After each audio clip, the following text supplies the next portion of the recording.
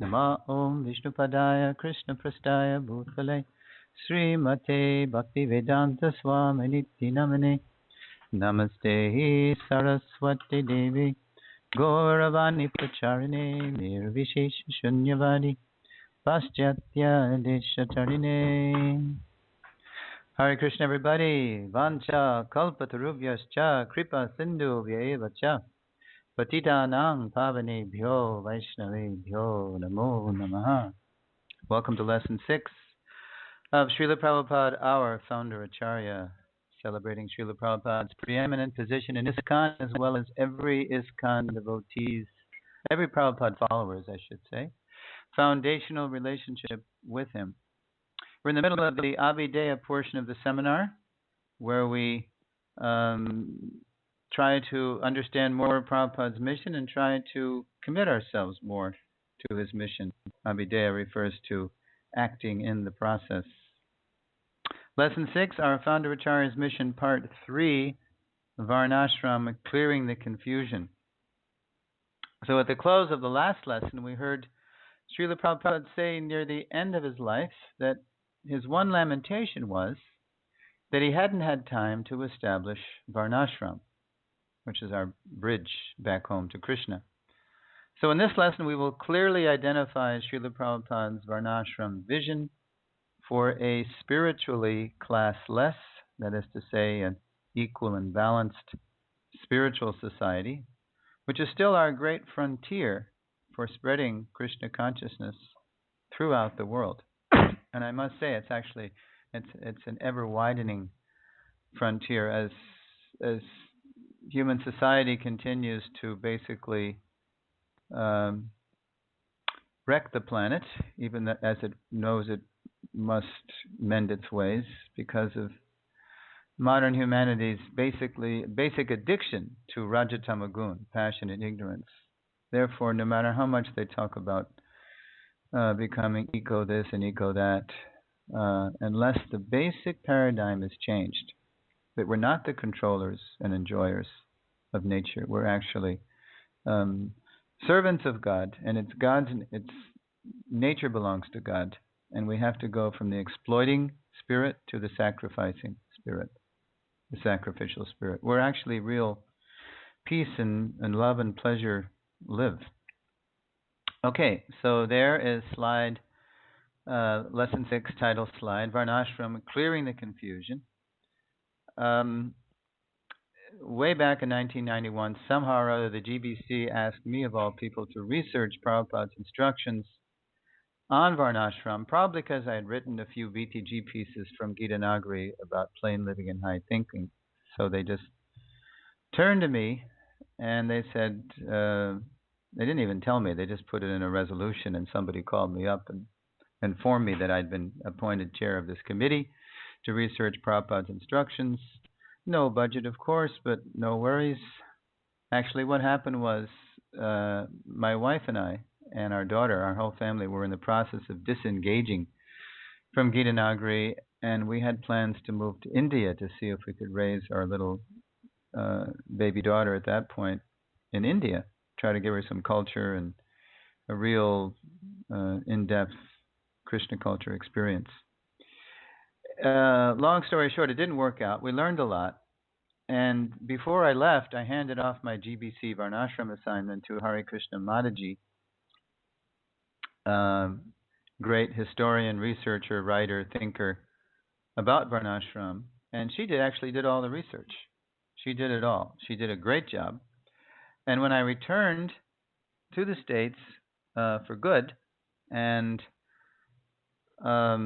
reconnected with her, actually in 96, 97, she told me she'd done all the research and she needed an editor. So I became her editor for what was to be our first and I hope not last book. But anyway, in 1999, the Bhaktivedanta Archives, which was and still is based in the place where I was living at the time, Sandy Ridge, North Carolina, Prabhupada Village, it's called.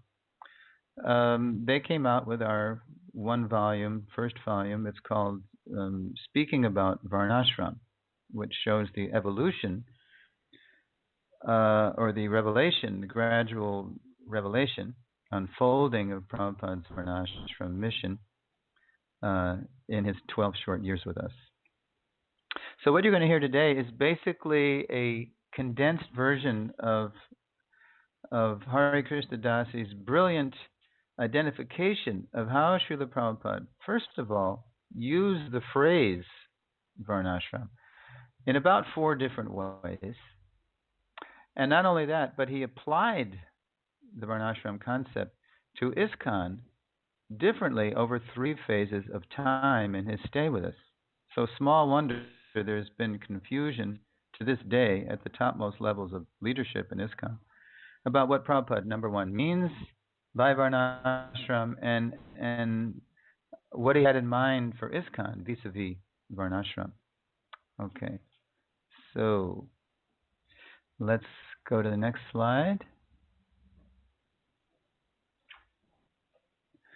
Okay, here's the first way Srila Prabhupada used the term Varnashram. He used it in a kind of classic Vedic sense. The good old days, the days of yore, Prabhupada said in Bhagavatam, first canto, when the whole earth was under a Vedic emperor, and Varnashram culture more or less prevailed over the whole earth, and to this day, it's a growing field where artifacts of Vedic culture continue to be unearthed all over the world, suggesting that at one point there was a kind of world culture. So here's a classic early Bhagavad Gita painting showing the different Varnas. Vedic Ishavasya Varnashram. Ishavasya, remember from Isha Upanishad, means God-centered. So here are some quotes from Srila Prabhupada. And this is basic Bhagavad Gita, 18th chapter. Krishna says, by following his qualities of work, every man can become perfect. Now, please hear from me how this can be done. So first you have the Varna, the qualities of work. So now in the next verse, Krishna is going to marry it to ashram. By worship of the Lord, who is the source of all beings and who is all-pervading, a man can attain perfection through performing his own work. So when you marry the work to worship, when you marry the Varna to the ashram, then you're going places, back to Godhead, if you're working under the direction of a pure devotee. And here's another classic Vedic Varnashram verse Prabhupada would use from Vishnu Purana, Parashara Muni. Oh, there's a little goof there. I got to get rid of that extra parenthesis in the reference. Quote, the Supreme Personality of Godhead, Lord Vishnu, is worshipped by the proper execution of prescribed duties in the system of Varna and Ashram. There is no other way to satisfy the Supreme Personality of Godhead. One must be situated in the institution of the 4 Varnas and Ashrams. So that, in a nutshell, is one way Prabhupada used the term. The Vedic days of yore, classic Isavasya Varnashram concept. Okay. Now, here is another kind of way Prabhupada used the term Varnashram. Hare Krishna Dasi called it spontaneous Varnashram. I said to her, gee, a better word might be latent. She liked that, but she had already written a BTG piece, so that's how you'll see it. If you go to the July-August issue, 2000, if you have a database in 2000 BTG, July-August issue, you'll find Hare Krishna Dasi's brilliant piece describing all these different usages of Varnashram over 3 phases of time. And you'll see this particular usage referred to as spontaneous. Latent is perhaps a better term because it refers to the fact that Varnashram is already there everywhere, as Krishna says in the Gita 4.13, right? Chatur Varnyam Mayashishtam Guna Karma Vibhagasha.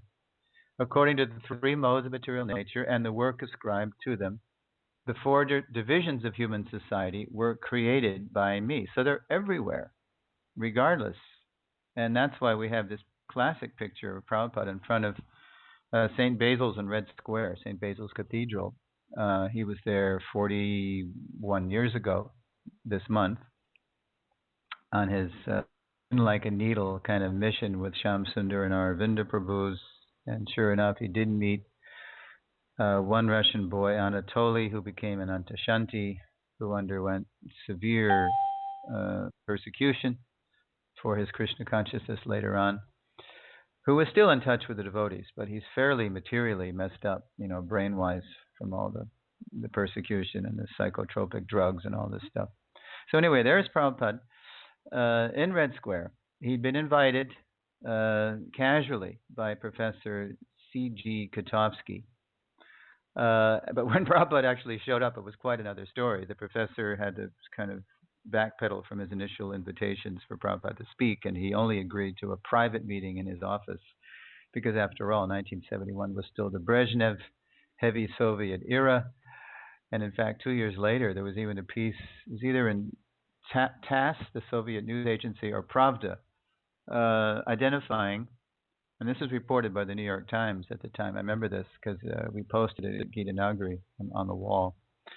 The Times picked up that the Soviets were reporting that the biggest threat to Soviet communism were rock and roll and Hare Krishna. No kidding. Okay, so anyway, there's Prabhupada. He's in front of St. Basil's. Shamsundar reported he had 4 or 5 shots on this Brownie Star Flash camera. He got up some great shots actually with that little camera. And he had a meeting with Kotovsky, which you may or may not be familiar with, but it was quite a substantive meeting. So here's the relevant passage for our purpose here, latent Varnasrama. Prabhupada is saying, quote, in the Bhagavad Gita, perhaps you have read Bhagavad Gita, there is also the statement, Chatur Varnyam Mayashrasam, Gita 4.13. So, sunshine is here in America, in Russia, in India, everywhere. Similarly, this Varnashram system is prevalent everywhere in some form or other. Just like the Brahmanas. The Brahmanas means the most intelligent class of men. Brain of the society. Then the Kshatriyas, the administrator class. Then the Vaishyas, the productive class. And the Shudras, the worker class. These 4 classes of men are everywhere present in different names. And because it is creation by the original creator, so it is prevalent everywhere. Varnashram Dharma. So Prabhupada went on to make the point to Professor Kotovsky that your philosophy, Marxism-Leninism, it wants to make a so-called classless society, but materially that's impossible. And even in your Soviet regime here, I see you're in the college and in the academy. Somebody else is working on a collective farm. Somebody else is in the Soviet Duma. Somebody else is in the factory. So there's no such thing as classless society materially. It's only possible spiritually. And they went back and forth. You can hear on the recording or read the transcript anyway. And finally, the only thing that Prabhupada could get Kotovsky to admit to was that they both accepted authority. Prabhupada said that. Prabhupada said, so we accept Krishna and you accept Lenin, but we both accept authority. Do you admit? And he did admit. So, okay, so latent Varnashram, it's everywhere. It's not recognized, it's not organized, but it's there. Krishna's system. Okay, here's a funny slide. I found another one I have to maybe substitute. It's I think even better for our purpose. But Prabhupada would also refer to a kind of perverted Varnashram, materialistic, or sometimes he would say asuric, which means demoniac Varnashram. And there, courtesy of Google Images, is our Google Brahman. Google Giggle, how you say it. A real, Kali Yuga specimen. And here's the relevant quote. Okay, so Prabhupada's he's referring to a materialistic kind of Varnashram where everybody's just trying to use Krishna's system to make a cozy arrangement for living in the material world, which is not the purpose of Varnashram. It's a bridge. It's a bridge back to Godhead. So Prabhupada says, quote, out of many, many thousands and millions of people, one takes to the scientific institute of Varnashram Dharma. That means followers of the Vedas, strictly. Out of these persons who are following the Vedic principles, mostly they're attached to karma kanda, ritualistic ceremonies. So that's materialistic Varnashram. And then there's even a more, corrupted version of that. Prabhupada calls it, well, here it is. Quote, the vitiated means corrupted, caste system of present India is never sanctioned by the scriptures, but the caste system is made by God according to quality and work of the subject, and it was never designed for the benefit of accidental birthright. So this is an excerpt from Prabhupada's famous 1949 letter to the Deputy Prime Minister of India, Dr. Patel. And so Prabhupada's blasting that, and that's, to this day, that's what people think of when they hear the phrase caste system, that it's a corrupted, exploitive system. People are just trying to lord it over others based on birth, and that's true. That's what they do in Kali Yuga, but it's got nothing to do with authentic Varnasrama. After the next slide, I'm going to open up for questions. Okay, so that's the third way Prabhupada used a corrupted, materialistic, demoniac way. Finally, we come to Prabhupada's Varnasrama. What do we mean by Prabhupada's Varnasrama? Well, Srila Prabhupada, being preeminently practical, is not about to bring back, the Vedic times, the good old days, the Vedic days of yore, the classic Varnasrama times. But we do find, as Prabhupada's preaching Leela went on, he was more and more keen to reintroduce Varnashram, just appropriate for the modern age. So I've chosen a few slides there because classic Varnashram culture hinges on cow protection and Brahminical culture. So there on the left, I found this on Google, but I really love this ox. He's really just given us the hairy eyeball there. When are you human beings going to get together, stop butchering me, and work me? Have you really improved your life by compacting the earth with these monster machines and fouling the air and exhausting the soil with petrochemical additives? Are you really having a better life for this? No, just get back to simple living and high thinking. Get back. I can be like a father and help you put the food on the table, offer it to Krishna. If you just employ me, don't kill me, work me. And this is what Prabhupada told us at Gita Nagari. Actually, I wasn't there, but on Prabhupada's one and only visit to Gita Nagari on July 15th, 1976, only one afternoon, didn't even stay overnight. Because Gita Nagari was purchased as a project for the New York farm to supply dairy and produce for the New York farm, or for the New York temple, for the New York temple. It was called the New York farm. And then next to the ox, of course, is Mother Cow with her calf. So protecting the cow, working the male cow, the bull. Prabhupada says in his purports in the first canto, this is a great secret of how human society can be peaceful and happy, by protecting the cow, working the bull, and offering their products to Krishna. By the way, the bull, as he's plowing the fields, he drops his dung, and that's the ultimate fertilizer for the fields. On the bottom frame, we have a picture of an incipient, I hope, a beginning Varnashram College. This is Bhaktivedanta College in Rotterdam, Belgium, where I'm going to revisit in October to adapt this seminar to their online curriculum. And it's a beautiful place, as you can see. There's the former castle. It still is a castle, but it was built back in the 19th century. It ended up being a hospital during 2 world wars. The whole countryside is just littered with gravestones from World War I and World War II. The devotees purchased it in 1980, and with the hard work of basically the leader there had never left.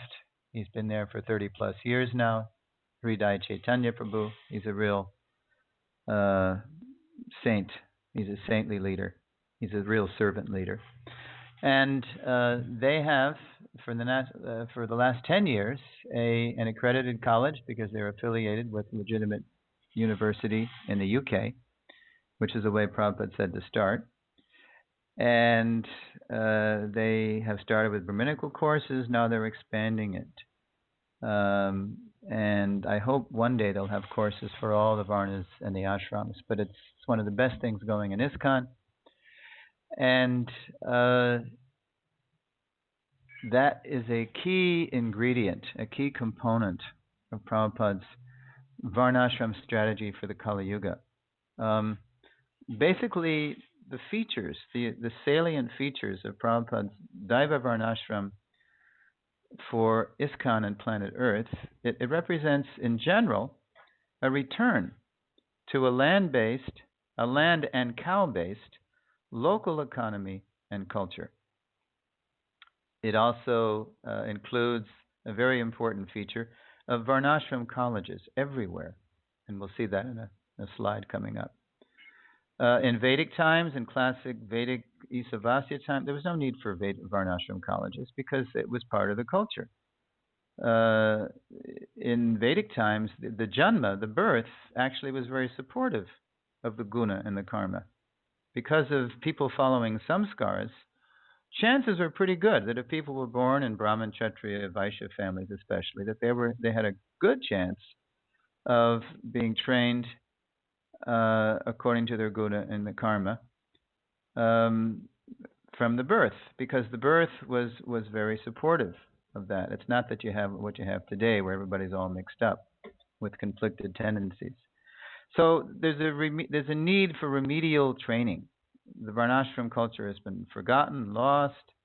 So now in the Varnashram college, the students will learn mutual respect and appreciation, along with learning about their Varnas. And by the way, Prabhupada indicated that after the child was as early as after the age of 10, they could graduate into the Varnashram college type of environment, where their tendencies, as puberty comes on, is really coming out, and they're really showing their tendencies, their psychophysical tendencies, their prarabdha karmas. So in the Varnashram college, not only will they receive training in their Varna and in probably what will be their ashram, because Prabhupada made it very clear. Once you know the Varna, once you know the guna, that and can identify what the person's calling is, then that will determine what ashram they will be in. For example, there's only one ashram for a Shudra Varna, which is Grihastha. Okay, more about that later. So a feature in the Varnashram college will be a mutual respect and appreciation among all Varnas and ashrams, based on what? Based on their absolute interdependence, just like the parts of the body are completely interdependent. And more importantly, for aspiring devotees, on their classless spiritual identity as servants of Krishna. We're all equal in the eyes of Krishna. Materially, we're very different, but the equality comes as in our identity as aspiring servants of Krishna. And then one more thing before I open it up for questions at this point in the lesson is that a real important feature of Prabhupada's Varnashram for the modern world is that it has to be introduced just suitable to the time, the country, and the candidate. In other words, you really take account of the local environment. It's not one size fits all. And again, I referred to this purport, but if you want to see what it takes to do this, what kind of empowerment it takes, and we have the empowerment from our Founder-Acarya. He's the leader. He sets the standard. He sets the pace. He provides the buddhi to those who are constantly trying to serve his mission. You look in CC, Chaitanya Chaitamrita, Madhya Lila, chapter 23, text 105. This is such an important verse and purport for the Krishna consciousness movement. Okay, so there's one more slide which you'll be interested to know I just added within the last hour, which is a good example of how, as I'm traveling with this seminar, Chris is constantly showing me how to adjust things. And I just realized from my text that I needed one more slide. It's incomplete without the next slide. And here it is. Oh, that's not it. I'm sorry. Let me go back. Yeah, the slide I just added, I just forgot. Comes at the end of the lesson. It doesn't come here. So what we've done so far in the lesson, we've identified 4 different ways that Srila Prabhupada has used the term Varnasrama. Basic sense, classic Vedic, in the latent, it's everywhere already sense, it's just not recognized, it's just not organized. In the materialistic sense, the corrupted sense, and then finally, Prabhupada, he's using it in a way that he would like to apply to the modern world, starting with this kind. Okay, Ramananda Prabhu, I'm just going to open it up for questions at this point, and then we're going to move on into the phases of time revelation, how Prabhupada revealed this over 3 phases of time. Sure. Can you hear me? Yes, I can. Yeah, Skype crashed. So we just now got reconnected. Okay. So we probably missed the last 3 or 4 minutes at least. So I'm trying to get everybody reconnected on Skype now. You're connected to those on Start Meeting, but Skype I will have to get everybody reconnected. Would you like me to show the last maybe 2 slides, or I don't know when? No, we're on the slide that you're right now. You were just talking about Radhadesh, is that it? Okay. Yeah. Great. Oh boy, everybody's trying to get everything. So that's good. We'll stay on this slide then.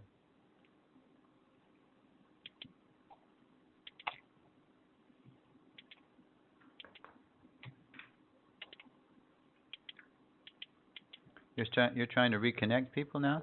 Yeah, everybody on Skype was lost, and it took a while to get connected back up to Start Meeting. And that's all because it's centered around Skype, and Skype is not reliable.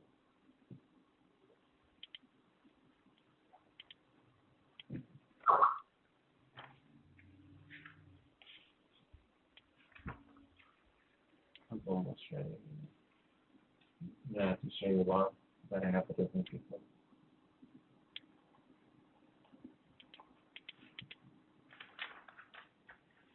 Okay, anyway, why don't you continue?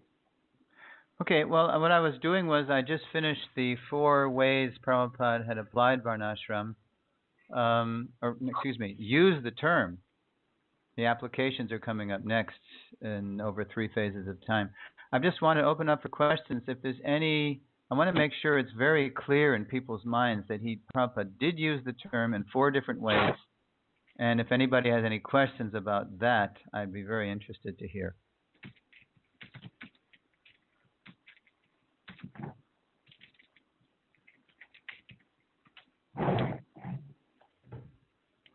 If everybody's okay with that, then I guess we'll just go on.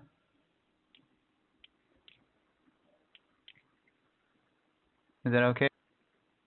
Yeah, I'm sorry, Drew. It's just because of the disruption, because we lost connection with everybody.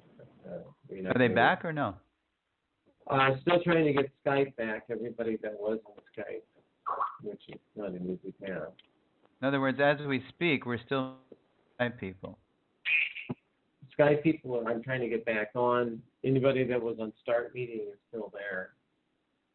And, of course, anybody on Free Conferencing is still there.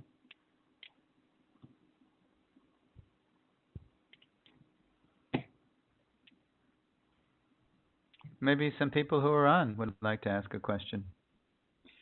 Since you're trying to get them back, I'll just open it up. Whatever you want to talk about.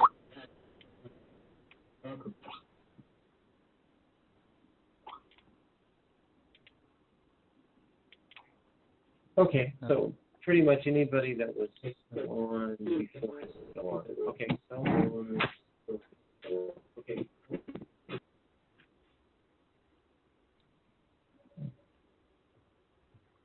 All right, sure. If nobody else has got to ask a question, I did have one quick question for you. I hear myself echoing. Can you hear me all right? Trish, are you there? Yes. Okay, quick question for you. Yesterday I asked this with regards to the Varnasrama system. You mentioned, I think nicely, that nowadays there's Varnasrama, so there's not a clear, I don't know what was the word you used. Anyway, Excuse me, demarcation. Ramananda Prabhu. I'm getting some kind of shadow voice. It's like it's a different kind of echo, and it's preventing me from really hearing you properly. Okay, well, I can't do anything about that. Probably somebody's volume is up too high, so it's okay. I'll wait to ask my question later. Well, I can sort of hear you, but it's not easy. But maybe we better press on because time is passing here, huh? Go ahead. Okay. All right. If no one else has any questions, I hope it's clear that Prabhupada used the term varnashram in 4 different ways. And now what we're going to do for the rest of the lesson, show how he not only used the term 4 different ways, but he applied varnashram differently over 3 phases of time. And that really makes for a lot of different opinions about varnashram in ISKCON, because we tend to get stuck on what appeals to our prarabdha karma, what appeals to our nature and our temperament and our worldview, what agrees with us. And therefore there's disagreements about what Prabhupada's Varnashram is. But if we just zoom out a little bit and we see how Prabhupada actually revealed his Varnashram mission over 3 phases of time, then it becomes clear where he's going with it, where our Founder-Acharya really wants to take it. Okay, so let's go to the next slide. Okay, so the first phase was for actually the majority of Prabhupada's preaching Leela in ISKCON. I mean, he arrived in 1965, and he incorporated ISKCON in 1966, and all the way through 1973, basically Prabhupada's attitude toward Varnashram, which you can hear on conversations, which you can read in places like Nectar Devotion, is basically forget it. Forget it. It's not possible to bring it back. It's not possible to bring it back. It's a thing of the past. So forget Varnashram. Chanting Hare Krishna is the panacea. Okay. And I'm going to show you a quote now that's sort of typical of the time. It's a rather early quote. It's 1968 in Srila Prabhupada. I believe he's answering a question that Madhavisa Prabhu asked, who also joined that year. So yes, it's a Gita lecture. It's during the Q&A during Gita lecture. L.A. Toward the end of the year 68. Quote, therefore this is the panacea, to engage everyone in Krishna consciousness.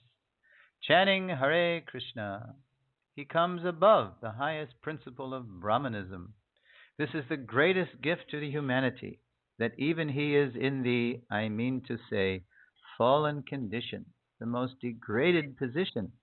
He can be raised to the highest position simply by chanting.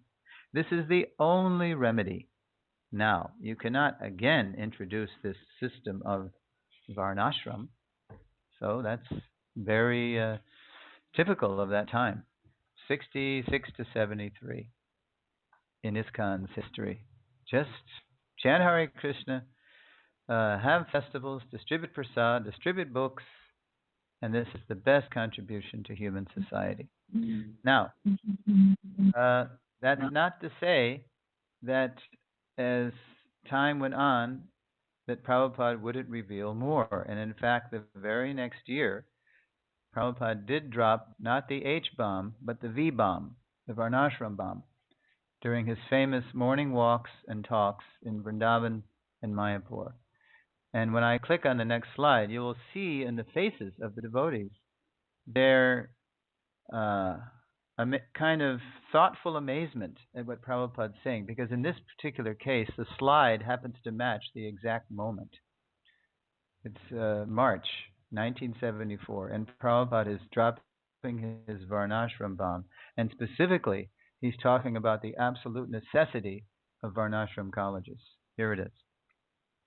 Okay, so from 74 to 76, we find another phase Prabhupada is revealing about the way he's applying Varnashram to the world and ISKCON.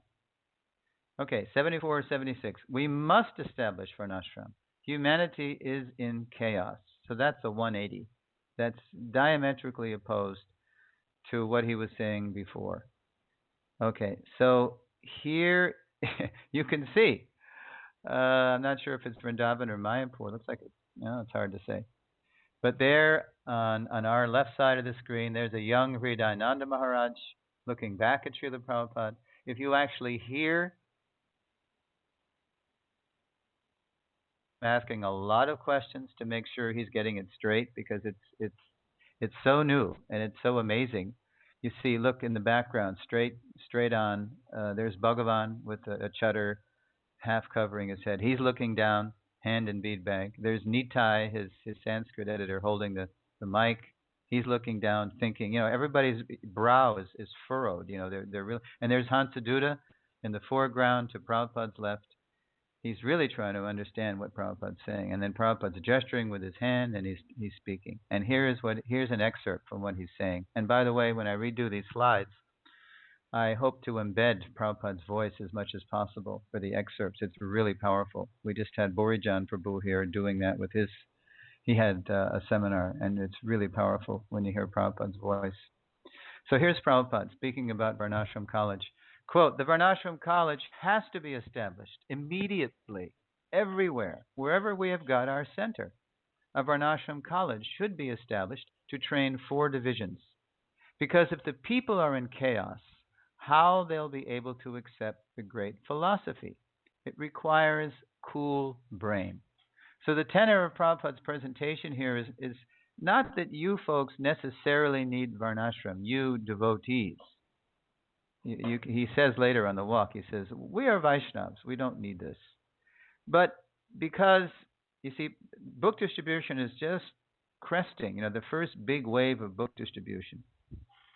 And in Prabhupada's, his foresight, his genius, his vision to how to make Krishna consciousness sustainable, he's recognizing that we're getting a lot of flack for our book distribution. Of course, we were immature and we did make a lot of mistakes in our zeal. But Prabhupada's also recognizing that the basic condition of human society is that they can't even understand what's in these books. It's such a radical paradigm shift for them. They need to see something, like the Missouri license plate says, show me, the show me state. Don't tell, but show. It's more powerful to show somebody, and then they'll listen to you. Show it, and then they'll hear what you're telling them. Okay, so Prabhupada is saying that people are in chaos. There's no question of them really understanding what we're saying. We have to show them a better way to live, and when they see that, maybe they'll start to read these books seriously with us, because we're studying the books, and if we show an example of the life contained in the books, wow, that's powerful. Okay, so that's the second phase, and it's just a little 3 years there. The final phase doesn't really come until the last year of Prabhupada's Leela, when, Prabhupada, it's very clear, as early as 76 Ratha Yatra was really when Prabhupada started to really lose his health. He never really got it back after the New York Ratha Yatra. He was always sickly. He had a cold, and as time went on, it just, his condition weakened. So in 1977, we find a complete insistence. 1977, Varnashram is a must for ISKCON and the world. So by now, the presentation is, look, Varnashram is not just necessary for the world to see, for you to show for the world. You people, you devotees, you would be, you aspiring, you want to be, Praya, it's called Praya in Sanskrit, Praya, aspiring Vaishnava. You need this. And here's what Prabhupada says. This is a classic, we call it, Hare Krishna Dasi and I call it Prabhupada's Varnashram Valentine. It's on February 14th, 1977. If you go to the Vedabase, there's 2 room conversations that day. Select the one that says Varnashram must be instituted. Okay, here's a little excerpt. Quote, the Varnashram Dharma should be established to become a Vaishnava. It is not so easy to become a Vaishnava. It's Vaishnava to become Vaishnava is so easy, why so many fall down? Fall down. It is not easy. So Prabhupada, very practical. He's a preeminently practical Paramhamsa. He sees that even amongst his trusted leaders, what to speak of the rank and file devotees, they're really having a hard time uh, staying in Krishna consciousness. And one key to staying in Krishna consciousness is to become rightly situated according to one's guna and karma. So, the motto in Prabhupada's time, for most of the years Prabhupada was with us, was do the needful. And the needful was always, forget about what you want to do, Prabhu. Just do what you have to. Just do the needful. It's an emergency. Men and women out the door distributing books, etc., etc. The needful, what Prabhupada's saying is the needful now, we need to properly organize ourselves according to Varna and Ashram lines, Daiva Varnashram, Krishna-centered Varnashram.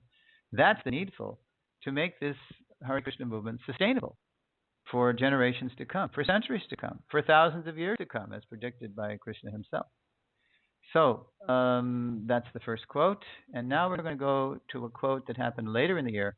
It was a letter to Harishari that was recorded in Tamal Krishna Maharaj's diary later on when he came out with TKG's diary in the 80s. Srila Prabhupada in August 77, getting close to the end of his Manifest Leela, wrote this interesting letter to Harishari, and here's the excerpt relevant to our point here. Quote, "This is the next aspect of Krishna consciousness which I wish to push forward. On these farms, we can demonstrate the full Varnashram system. If these farms become successful, then the whole world will be enveloped by Krishna consciousness. In the cities, we are interested for preaching, but we cannot present the ideal Varnashram system. This is only possible at the farms, so they are very important." So that came out later when TKG published his diary. Okay, so now the slide I added within the last hour to my whole seminar, I realized that the material I had left to present, it needed a slide. So here it is. And what this is on the next slide is our Varnashram village minister, if you know him. He's a Canadian-born devotee, His Holiness Bhakti Raghava Maharaj, who's especially active in third world countries like in Africa and Indonesia and India, where the people, haven't been so, hyped by modern industrial culture. They're not as spoiled. They just haven't had it. Eastern Europe, places like that too. And so when Maharaj is making his Varnashram village presentation, he gives a very nice, I think, kind of abstract or summary of why we've been so slow to tackle this phase of Prabhupada's mission. So here it is. Okay. So Srila Prabhupada's Varnashram challenge. You can also use the word opportunity if you like. And there's Srila Prabhupada with his judder and his cane. And I might change the slide. I kind of just picked this off. His eyes are barely, kind of look like they're slit. But it's nice. It's a very dignified pose. Prabhupada's gesturing, and he is kind of in a natural setting there. So here's how Maharaj summarizes the challenge and why we've been so slow to accept it. These are his words. The Varnashram, and then I added the brackets to make it flow, phase of Srila Prabhupada's movement differs from the previous phases. I think he actually used the word movements because this is the word that Prabhupada uses in his 40s and 50s presentation. Movements, waves, but it's a little clearer in our context if we just talk about phases. Differs from the three, the Varnashram phase of Srila Prabhupada's movement differs from the three previous phases in that it directly involves the Kshatriya and Vaishya elements of society. Whereas the first three phases, which was, if you recall, holy names and holy books, temples and deities, initiation and congregation. So those first three phases were mainly centered on Brahminical concerns and activities, which may explain why we have been having difficulty implementing it. because generally Prabhupada attracts people to Krishna consciousness through his books, and it's transcendental subject matter, and it's appealing to thoughtful philosophical people. But it's up to those thoughtful philosophical people really to engage everybody else, and we have to be pretty mature and secure in our own Krishna consciousness to know how to do that. So here Maharaj continues with why it's been such a challenge. One reason we have failed to take up Varnashram has been our fixation on city temples. In order to accommodate the Varnashram mission, we need to make a paradigm shift. In order to accomplish this, education, exposure, and training is a must. For this reason, Srila Prabhupada has urged us to establish Varnashram colleges. So it's not only that we need to engage everyone else, but we also, because of our guna and karma, we're kind of refugees from the cities and the suburbs. So when Prabhupada's talking about plain living and high thinking, our conditioning spontaneously associates it with something backward, with something primitive, with something crude, with something dirty, with something, that we want to forget about. But it's not like that at all. When it's done right, it's actually much more advanced than what we know as, quote, modern civilization. Here's the rest of Maharaj's Varnashram challenge summation. A classless society can only exist when all individuals identify themselves as servants of Krishna, while accepting roles within Varnashram as like a drama or play. And BRS means Bhakti Raghava Swami. So when Prabhupada was introducing the Varnashram College concept on that March day in Vrindavan, or maybe it was Mayapur, in 1974, and all those leaders were looking at Prabhupada like, what's going on here? The more the conversation went on, the more they sort of got into it, how there's many different kinds of people can participate in the Krishna consciousness movement, not just Brahmins, Kshatriya types, Vaishya types, Shudra types. They can all become devotees if they're all properly engaged. So as they got into the Varna thing, Prabhupada always had to reel them back, always had to pull them back, to remind them that our identity is not that we're Brahmins, Kshatriyas, Vaishyas, Shudras. We're all aspiring devotees here. So, but because of our birth, we have to accept different roles, that's all. Like Shakespeare said, all the world's a stage, and all the men and women on it are its players. So that's the fact. We have these costumes, they're very different, and we need each other because those dresses have different talents and different skills, and we need the whole thing. But the way it works, the way there's mutual appreciation and respect and equality and classlessness, which the whole world is chasing materially, which is absurd, is that we're all deep down to the core, on the spirit level, we're all aspiring servants of Krishna. So that is the Varnashram challenge, which still remains.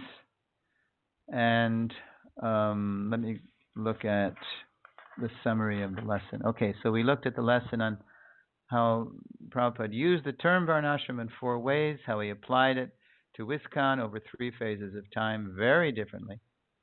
And the transition to the next lesson is that having looked, and also we looked at the end, I have to add this in, at Bhakti Raghava Maharaj, our Varnashram ministers, we looked at his summary of why it's been so challenging for us to even kind of look at, what Prabhupada identified as fully the second half of his mission. The 4th phase turns out to be the second half of the mission.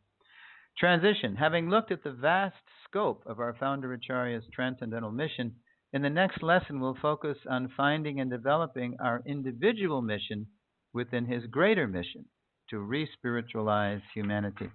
So Ramananda Prabhu, I'd like to open it up now for questions, either about the 4 ways Prabhupada used the term Varnashram or about the 3 ways he applied it in his preaching Leela with ISKCON. Okay? Hare Krishna. Well, everybody has, I didn't mute anyone, so if anyone would like to add anything, Please go ahead.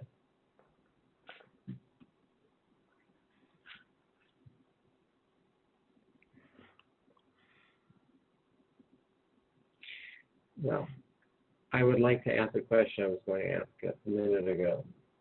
That's great, and your voice is very clear now, Ramananda, so that's great. Yeah, I had to monkey around with things to get it back to normal. There's a lot of platforms I'm trying to juggle here. Yesterday, there was a reference in the verse that we studied in the Bhagavatam to how Sutta Goswami was from a mixed caste. And Srila Prabhupada said in the purport that even if you're born in a low caste, that everybody can be elevated to Krishna consciousness. So I was just asking, why is it that when there's a mixture of the different varnas, that one automatically becomes, that's considered a low birth?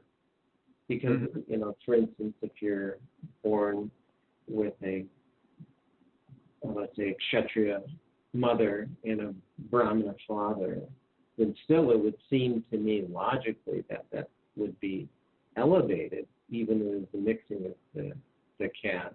But then you said something that I never thought of before, is because when you have mixing of the different varnas, then there's not a clear direction for what you should do. Your nature is convoluted. I believe that's what you said. Could you elaborate on that? Ramananda, actually, your question is it's all about the next lesson. The next lesson is all about this, finding our mission in the mission. Before we even get there, you know, finding our mission in the mission. And by the way, maybe I have to change the title because maybe I create false expectations that by the end of the lesson, everybody will know what they want to be when they grow up, you know. So it's not like that, but it definitely gives how to do it. It doesn't mean that you'll know, but it points to the process. Before we even get into that part, the first part of the lesson next week is all about why do we have such a hard time in Kali Yuga. And it's all about the Varna-Sankara principle. Varna-Sankara literally means mixed caste or mixed colors. Another word for Varna is color. We have, you know, such mixed tendencies in us, and all you have to do is look at yourself. You know, this is the state of Kali Yuga. Everybody is literally all mixed up. Therefore, Mahaprabhu said, Kalo Shudra Sambhava. And no one to this day knows where Mahaprabhu got that in Shastra. Maybe he just coined it, which is fine because he's God. He can just make Shastra.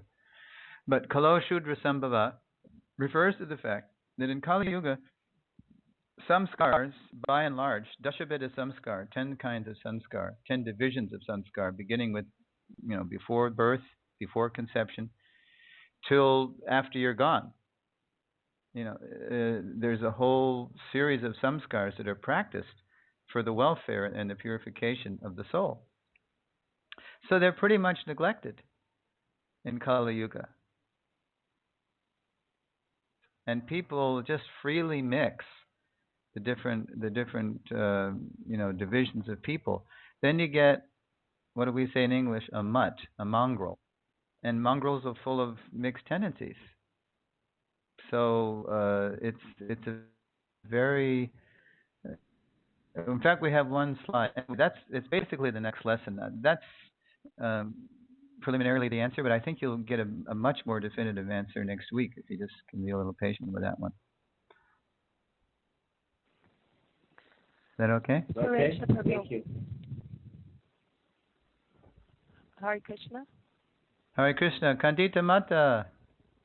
Hare Krishna, Prabhu. Please accept my humble obeisances. Obeisances to you. I just wanted to comment that I found what you presented today brought so much clarity for me and hopefully for others too about this Varnashram issue with presenting the history of what was going on, and especially like why Srila Prabhupada seemed to have like contradictory quotes Mm-hmm. on this matter, because we've heard like so many arguments by devotees like presenting different quotes, contrary quotes. Right. And I think that you're providing this history of this change by Srila Prabhupada through time. I just find extremely helpful, and Mm-hmm. it makes a real difference. So I'm really appreciating it, and I just think it'll really help, when you bring this to others. Yeah, it's very important. That's kind of a one of the themes of this seminar, that to really understand Srila Prabhupada and serve him wholeheartedly, we really have to take all of him, and not just what appeals to us, and not just what we remember from a certain time in 1971 or whatever our imprinting is. Everybody always talks about when I first joined, blah, blah, blah, which is certainly significant. But, what Prabhupada had a chance to do in Vapu is really only the top of the iceberg. I mean, Srila Prabhupada's, his Vani is so vast, and it is very consistent. It's completely consistent. What the contradictions, the apparent contradictions or the paradoxes, come in his applications in terms of time, country, and candidate. So when we really get to know Prabhupada's principles, then we see why he adjusted details in diametrically opposite ways. And it is very, exciting and enlivening to see that at work. So that theme kind of surfaces more and more, especially in Prayojana. When we get to the last 3 lessons, so we have to take the whole Prabhupada. So I'm glad it's helping you. Thank you. That's very encouraging. Thank you. Shri Shubhro. Yes, Ramanandaji. We have, I know you don't see this, but it's on Skype. Krishna Kirtan Dasi puts in that Kalal Sudra Sambhava is an excerpt from the Skanda Purana. Okay, I'd like to see that somewhere. I mean, she says that, but if she could email me, if you're listening, Mataji, SURESVARA, Sureshvara at Gmail. I would love to see, where I can look it up. Hopefully the database. But because I've never actually seen that. I think even in the Prabhupada Shlokas book, I don't know if they identify that. Although as I'm speaking, I think it was. Yeah, I think it did get identified. Anyway, just kindly email me the reference and screw my head on correctly. Okay. Usually after this lesson, after the the Prabhupada Varnashram challenge, those of us, which for most of us, refugees from the cities and suburbs, we feel that, I'm not on the cutting edge anymore. Prabhupada's challenging me to do the Varnashram thing, and I'm just, stuck doing my wedding business at Waimanalo, or I'm stuck being a housewife in the UK, or I'm stuck, with my city preaching center. Prabhus, we're not stuck. We're all vital players in Prabhupada's Daiva Varnashram mission. We all have a vital role to play. Srila Saraswati Thakur, he would say things like, we have no use for these cities, but why are we here? Why do we have this big temple in Bagh Bazaar in Calcutta? It's because that's where the people are. That's where the masses are. But that's just the beginning. There's the city temples, and then there's, college. Prabhupada wanted college preaching center. Like I have the good fortune to be addressing you from the Krishna House in Gainesville, which is a brilliant introduction to Krishna consciousness through so many doors, so to speak, right off the University of Florida campus. Very inspiring. And then we haven't even done Varnashram colleges. Can you imagine when we have Varnashram colleges connected with all our temples? Woo! Then we're going places. And then what do? You graduate people from those Varnashram colleges into, as Prabhupada put it, small units of ideal community. In the 70s, when everything was expansive, expansive, expansive, and double it and double it. That was sort of unspokenly transferred to the farms too, where they unlimitedly breeded cows. We ended up with all these cows we couldn't take care of. So Prabhupada said, make a small unit. You'll find this in the Varnasrama book, speaking about Varnasrama. Make a small unit of ideal community. He agreed with E.F. Schumacher. Small is beautiful. He actually Schumacher had a discussion with Prabhupada. Yes, make a small unit of ideal community, and then develop from there. Don't overextend yourself. Okay, so the good news is that in the next lesson, we'll more and more, all of us, see the role we have in Srila Prabhupada's revolutionary Daiva Varnasrama mission, whether we're in the cities, in the farms, in the suburbs, anywhere. And we all have key roles to play. So, okay, any more questions, comments? Thank you for that Skanda Purana reference. Yeah, I think I do remember that. That rings a bell. It was discovered later on. She just wrote a minute ago that Gorkeshava would have the reference. Who has it? Gorkeshava. Okay. On Tampa. I'm not surprised. Gorkeshava, he knows so much Shastra. Aye.